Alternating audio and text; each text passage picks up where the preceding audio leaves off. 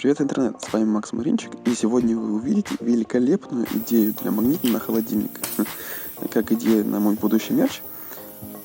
А для изготовления такого магнитика у любого человека найдется все необходимое дома.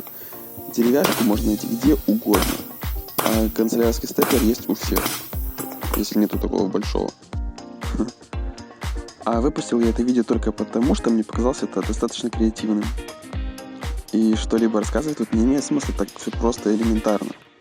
И приятного просмотра вам. Ставьте лайки и подписывайтесь.